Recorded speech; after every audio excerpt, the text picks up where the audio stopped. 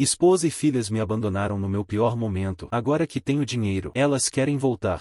Minha esposa e minhas filhas me abandonaram no meu pior momento. Me disseram, você não serve mais como homem. Mas agora que reconstruí minha vida e me sobra dinheiro, querem consertar as coisas. Já se passaram 10 anos desde que minha vida desmoronou, e ainda me custa entender como cheguei até aqui. Me chamo Christian, tenho 51 anos, e embora hoje possa dizer que vivo tranquilo, houve um tempo em que me custava levantar da cama, um tempo em que acreditei que minha vida já não tinha sentido. Tudo começou muito antes de perder tudo. Aos 24 anos conheci Gisela. Ela tinha 21, trabalhava em uma loja de roupas e eu era motorista de uma pequena empresa de transportes. Não era um homem rico, mas sempre tive claro que queria formar uma família e oferecer-lhes uma vida digna. Desde que a conheci, senti que ela era diferente e sorridente, doce, com esse tipo de energia que te faz pensar que tudo vai dar certo. Me apaixonei rápido e após 2 anos nos casamos. Foram anos bons. Não nos sobrava nada, mas também não nos faltava. Vivíamos em uma casa pequena, mas cheia de vida. Quando nasceu nossa primeira filha, Emma, senti que o mundo parava. Segurá-la nos braços foi o momento mais importante da minha vida. 3 anos depois chegou Emília. Embora o dinheiro mal alcançasse, sentia que tinha tudo. Trabalhava muitas horas como taxista, às vezes mais de 12 por dia. Meu corpo estava cansado, mas não me importava. Cada dia que chegava em casa e via minhas filhas correrem até mim gritando papai, tudo valia a pena. Gisela costumava me esperar com o jantar servido e um sorriso. Era uma mulher bonita e, embora às vezes discutíssemos por coisas pequenas, nunca imaginei que algum dia poderia me fazer mal. Durante anos fui o único provedor. Não me queixava. Sentia orgulho de poder manter minha família, de saber que minhas filhas podiam estudar e ter um futuro melhor que o meu. Gisela não trabalhava. Dedicava-se completamente a cuidar das meninas e da casa. Eu estava bem com isso. Pensava que enquanto eu pudesse com as despesas não havia problema. Mas o tempo muda as pessoas, e as circunstâncias põem à prova até os laços mais fortes. Tudo começou a dar errado quando tive o acidente. Foi uma tarde chuvosa. Lembro cada detalhe. Um caminhão atravessou de repente em uma avenida e, embora tentasse frear, não consegui. O impacto foi brutal. Quando acordei estava no hospital. Minha perna esquerda estava destruída, fraturada em vários pontos. A outra também tinha uma fratura mais leve, mas suficiente para me deixar prostrado. O médico foi claro. Não poderia voltar a dirigir por pelo menos um ano, talvez mais. Naquele instante senti que minha vida desmoronava. Dirigi durante mais de 20 anos. Era a única coisa que sabia fazer bem. Sem isso, não sabia quem era. Os primeiros meses, Gisela esteve ao meu lado. Me ajudava a levantar, levava minha comida, dizia que tudo ia melhorar. Minhas filhas também me acompanhavam e, embora me doesse vê-las preocupadas, me davam força. Mas o tempo passou e a paciência de todos começou a se desgastar. As economias se esgotaram rápido. Meus pais, já idosos, começaram a me emprestar dinheiro para pagar o aluguel e a comida. Eu me sentia cada vez mais inútil. Ver minha esposa fazer contas com cara de frustração me partia a alma. Tentei ajudar de qualquer maneira. Coloquei uma pequena mercearia na entrada da casa. Vendia refrigerantes, pão, doces e o que podia. Não era muito, mas pelo menos contribuía com algo. Ainda assim, Gisela começou a mudar. Já não me olhava igual. Passou de falar comigo com carinho a fazê-lo com desprezo. No início eram comentários soltos. Se pelo menos pudesse voltar a dirigir ou não sei quanto mais poderemos continuar assim. Eu tentava entendê-la. Era difícil para todos. Mas um dia sua voz se tornou diferente e fria, dura. Olhe para você, me disse uma noite enquanto eu tentava me mover com as muletas. Você não serve mais como homem, só atrapalha. Suas palavras me atravessaram o peito. Não soube o que responder. Minhas filhas estavam na sala e escutaram tudo. Emma, a mais velha, correu para me defender. Gritou com sua mãe que não tinha direito de falar assim comigo. Emília chorou. Aquela cena ficou gravada na minha mente como uma cicatriz. Depois disso, nada foi igual. As discussões se tornaram frequentes. Gisela começou a sair com mais frequência. Dizia que precisava de ar. Eu não podia fazer nada. Mal podia me mover e não queria brigar mais. Me sentia vazio. Com o tempo, inclusive minhas filhas começaram a se afastar. Não sei se foi por cansaço ou por influência de sua mãe, mas pouco a pouco deixaram de passar tempo comigo. Emma deixou de me defender. Emília mal falava brincava comigo. Me converti em uma sombra dentro da minha própria casa. Lembro de uma noite especialmente difícil. Levava a mesa e sentindo que sobrava. Havia dias em que nem sequer comia com elas. Fechava a porta do meu quarto e ficava ali pensando em tudo o que tinha feito de errado. Me culpava pelo acidente, por não ter estudado algo melhor, por não poder dar-lhes a vida que mereciam. Um dia acordei e a casa estava em silêncio. Me pareceu estranho porque Gisela sempre fazia barulho na cozinha e as meninas costumavam preparar suas mochilas. Caminhei com dificuldade até a sala e encontrei uma folha sobre a mesa. Era um bilhete. Fomos embora com um homem de verdade. Nos esqueça. Lembro como minhas mãos tremeram. Li aquela frase uma e outra vez, sem entender. Senti que o coração parava. Corri, ou pelo menos tentei, até os quartos. Tudo estava vazio. Não sobrava nada delas. Nem roupa, nem fotos, nem uma lembrança. Liguei para todos os números que tinha, e familiares de Gisela, amigas dela, meus sogros. Ninguém sabia nada, ou pelo menos era o que diziam. Durante dias não dormi. Caminhava mancando pela casa, olhando as paredes, buscando qualquer rastro. Depois de uma semana o telefone tocou. Era Emília, minha filha menor. Sua voz soava distante. Pai, desculpa, me disse, mas o novo namorado da mamãe é melhor que você. Mamãe diz que você já não servia. Não soube o que responder. Só lembro que fiquei em silêncio até que a ligação caiu. Depois soltei o telefone e desabei no chão. Não posso explicar com palavras o que senti. Era uma mistura de tristeza, raiva, humilhação e solidão. Perdi minha esposa, minhas filhas, meu trabalho, minha saúde e tudo. Se você está acompanhando essa história e quer saber o que aconteceu depois, deixe seu like agora e se inscreva no canal. Nos comentários, me diga, você teria perdoado ou seguido em frente? Vamos continuar. Passei meses sem sair de casa. Vivia trancado, mal comia. Às vezes meus pais vinham me ver preocupados, mas eu os afastava. Não queria que me vissem assim. Havia perdido as vontades de viver. Uma noite tudo se tornou demais. Me sentei na cama com uma corda nas mãos. Não chorava, só sentia vazio. Na minha cabeça havia uma só ideia,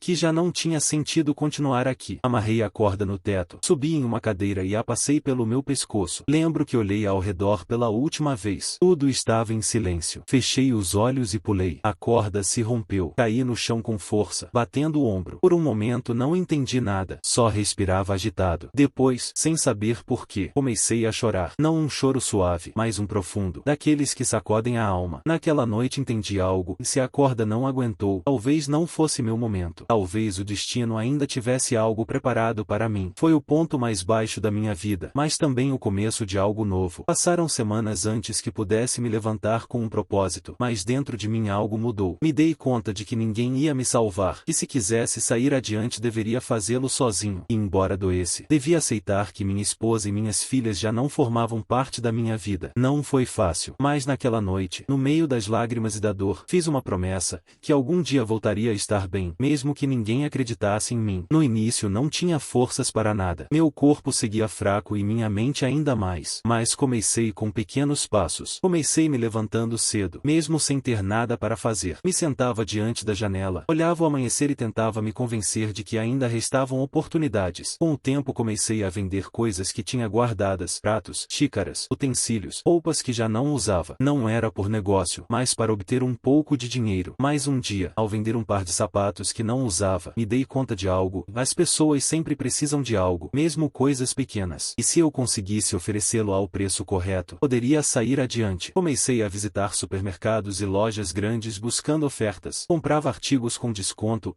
pacotes de talheres, pratos, copos, meias, camisetas, ferramentas pequenas, de tudo que via com potencial. Depois os revendia um pouco mais caro, porta a porta ou para conhecidos. Não ganhava muito, mas me mantinha ocupado e sentia que minha vida voltava a se mover. Com o tempo comecei a entender o mercado. Anotava quais produtos se vendiam mais rápido, quais deixavam melhor lucro. Descobri que os artigos de cozinha sempre se vendiam bem, em pratos, panelas, colheres, copos, frigideiras. As pessoas sempre precisam deles, independente da época. Decidi me concentrar nisso. Busquei fornecedores locais, depois regionais, e pouco a pouco fui conseguindo melhores preços. Aprendi a negociar, a comprar em volume, a analisar os custos de transporte. Já não era um simples revendedor, mas alguém que entendia como funcionava o negócio. Minha saúde também melhorou. A perna que esteve destruída nunca voltou a ser a mesma, mas com fisioterapia, esforço e paciência consegui caminhar sem ajuda. Hoje em dia ainda uso bengala, mas posso me mover por conta própria. Essa simples independência significou muito para mim. Passaram os anos e minha pequena revenda se converteu converteu em um negócio atacadista. Comecei a vender para restaurantes, hotéis, refeitórios e distribuidores menores. Meu nome começou a soar entre os fornecedores da cidade. Fui ganhando clientes fixos. Pela primeira vez em muito tempo, senti orgulho do que fazia. A grande mudança chegou quando conheci um empresário que importava produtos da China. Contei minha história, minhas vendas e o que precisava. Ele me ajudou a contatar diretamente um fabricante. No início tive medo. Não sabia como funcionavam as importações nem como negociar com fornecedores internacionais. Mas me atrevi. Fiz meu primeiro pedido com as poucas economias que tinha. Quando os produtos chegaram e vi a qualidade e a margem de lucro, soube que havia encontrado meu caminho. Em menos de 3 anos me converti em um distribuidor atacadista reconhecido. Tinha armazéns, empregados e rotas de entrega. Eu mesmo gestionava os pedidos e mantinha contato direto com meus clientes. Meus produtos estavam em dezenas de restaurantes, cafeterias e lojas. E embora o dinheiro começasse a chegar, o que mais me enchia era saber que havia conseguido sozinho, sem ninguém que me dissesse "você não pode", sem depender de ninguém. Foi nessa etapa que conheci Dinorah. Ela era uma das minhas clientes. Tinha um pequeno negócio de venda de artigos domésticos. Sempre se mostrou amável, mas o que mais me chamou a atenção foi sua maneira de falar. Não fingia interesse, não buscava compaixão, simplesmente me tratava como um igual. Com o tempo começamos a sair e, pouco a pouco, se converteu em minha companheira em todos os sentidos. Dinorah tinha uma fortaleza que me recordava o que era ter fé em alguém. Não lhe importou meu passado nem minhas limitações físicas. Ao contrário, me ajudou a seguir crescendo. Com o tempo, ela mesma começou a investir comigo, aprendeu do negócio, estudou sobre importações e se converteu em minha sócia. Anos depois, quando o negócio já não dependia de mim, decidi dar um passo a mais. Investi parte de meus ganhos em imóveis. No início foram pequenos locais e depósitos, mas depois participei de algo maior, a construção de um novo centro comercial na cidade. Lembro de assinar aquele contrato e pensar no homem que um dia fui e aquele que não podia levantar da cama, aquele que se sentia inútil, aquele que pensou em tirar a própria vida. Se aquele homem tivesse visto no que me converti, talvez tivesse sorrido pela primeira vez em muito tempo. Hoje, 10 anos depois, tenho mais do que alguma vez sonhei. Não digo isso com soberba, mas com gratidão. Tenho 3 casas, uma onde vivo com Dinorah, outra onde vivem meus pais, a quem agora posso cuidar como eles me cuidaram, e uma casa de férias em Miami. Tenho 3 carros, um Honda Civic 2025 para meus trajetos diários, um Dodge Hellcat que comprei como um gosto pessoal e uma Lamborghini Urus, meu capricho mais caro. Durante muito tempo tive medo de voltar a dirigir. O acidente me marcou profundamente, mas um dia decidi enfrentar esse medo. Me subi no carro, liguei o motor e dirigi devagar, com o coração acelerado. Foi libertador, não pelo carro em si, mas porque senti que fechava um ciclo. Agora tenho mais dinheiro do que preciso. Posso viajar quando quero, investir onde me interessa e viver sem preocupações. Mas nada disso apaga o que vivi. Às vezes, de noite, enquanto observo o teto do meu quarto, me lembro daquela casa vazia, do bilhete sobre a mesa, do silêncio depois da ligação da minha filha. Dinorah conhece toda a minha história. Nunca a ocultei. Ela diz que a vida me pôs à prova para demonstrar do que eu era feito. Eu só sei que, sem ela e sem meus pais, talvez não tivesse chegado tão longe. Mas mesmo com tudo isso, nunca esperei o que estava por vir. Há algumas semanas, enquanto revisava meus e-mails e mensagens, vi uma notificação no telefone. Era uma mensagem de um número desconhecido. Abri sem pensar muito e fiquei paralisado. Dizia: "Oi, papai. Sei que passou o tempo, mas quero te ver. Sinto sua falta." Era Emma, minha filha mais velha. A mesma que há 10 anos me deu as costas, a que foi embora com sua mãe sem olhar para trás. Ao ler sua mensagem, uma mistura de emoções me invadiu,